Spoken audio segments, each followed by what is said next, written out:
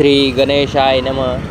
नमस्कार मंडळी, आपल्या सर्वांना तर माहितीच आहे की 2023 हे वर्ष संपत आलेलं आहे. हे 2023चं वर्ष संपत आलेलं असताना देखील शेवटच्या 2 दिवसात संकष्ट चतुर्थी आलेली आहे. तर या संकष्ट चतुर्थीविषयीचा माहितीचा व्हिडिओ मी घेऊन आलो आहे. व्हिडिओ सुरू करण्याआधी आपल्या चॅनलवर नवीन असाल तर आपल्या चॅनलला सबस्क्राईब करा आणि कमेंटमध्ये लिहा श्री गणेशाय नमः. पौष महिना, पौष मास, कृष्ण पक्ष, संकष्टी चतुर्थीविषयीचा माहितीचा व्हिडिओ आहे. चला तर आपण सुरू करू. हिंदू धर्मामध्ये कुठलंही शुभकार्य करण्याअगोदर गणरायाची पूजा अर्चना आवाहन केलं जातं. भगवान गणेश हे चतुर्थीचे स्वामी देखील मानलं जातं.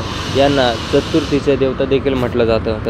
पंचांगानुसार पौष मास कृष्ण पक्षमध्ये 4थ्या दिवसाला संकष्ट चतुर्थी म्हणून ओळखले जाते. या संकष्टीमध्ये गणरायाला प्रसन्न करण्यासाठी व्रत केले जाते, उपवास ठेवला जातो.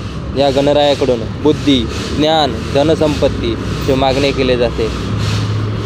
या गणपती बाप्पाची विधिवत पूजा केली जाते. 2023च्या शेवटच्या म्हणजे डिसेंबर महिन्यात येणारी ही संकष्ट चतुर्थी 30 डिसेंबरला 2023 या वर्षातली शेवटची चतुर्थी आहे. ही चतुर्थी 30 डिसेंबरला शनिवारी सकाळी 9:45 प्रारंभ होईल. ती दुसऱ्या दिवशी म्हणजेच 31 डिसेंबरला रविवारी सकाळी 11:56 समाप्त होईल. त्याचबरोबर या काळात अजूनही काही वेळ मुहूर्त वगैरे आहेत, त्याबद्दलची माहिती पण सांगतो. पौष मास कृष्ण पक्षात येणाऱ्या चतुर्थीला 30 डिसेंबर 2023ला शनिवार येत आहे, म्हणजेच राहुकालही असणार आहे. यात सूर्योदयाची वेळ ही सकाळी 7:11 आहे, तर सूर्यास्ताची वेळ ही सायंकाळी 6:11 आहे. ब्रह्ममुहूर्त हे सकाळी 5:35 सुरू होऊन ते सकाळी 6:23 आहे. तसेच अभिजित मुहूर्त दुपारी 12:07 पासून सुरू होऊन ते दुपारी 12:50 आहे. पुष्य नक्षत्र सकाळी 3:09 आहे.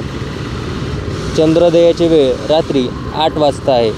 राहुकाल याविषयी आपण माहिती सांगणार होतो. तर राहुकाल सकाळी 9 वाजल्यापासून सुरू होऊन तो सकाळी 10:30 आहे. ज्यांना हे संकष्टीचे व्रत करायचं आहे त्यांनी सकाळी लवकर उठून आपले स्नान वगैरे उरकून जमलेच तर पिवळे, नारंगी, भगवे वस्त्र परिधान करावे. लाल रंगाचे वस्त्र घ्यावे. त्यावर भगवान गणेशाची मूर्ती किंवा फोटोची स्थापना करावी. समोर तांदळाचे स्वास्तिक काढावे. त्यानंतर बाप्पाला धूप, दीप, दुर्वा वाहावा, नैवेद्य अर्पण करावा. त्यानंतर गणपती चालीसा किंवा गणपती स्रोत म्हणावे. गणपतीची आरती करावी. जर तुम्हाला संभव असेल तर उपवास करताना फक्त फलाहार घ्या. परत सायंकाळी गणपती बाप्पाची आरती करावी. मोदक, लाडू असे काही प्रसाद म्हणून तुम्ही बनवू शकता. त्यानंतर तुम्ही चंद्रोदयाचे दर्शन करावे. त्यानंतर तुम्ही भोजन करून उपवास सोडायला पाहिजे. तर तुम्हाला हा संकष्ट चतुर्थीचा व्हिडिओ कसा वाटला हे कमेंट करून नक्की कळवा. आणि अशा नवनवीन व्हिडिओ पाहण्यासाठी आपल्या चॅनलला सबस्क्राईब करा, नोटिफिकेशनला क्लिक करा.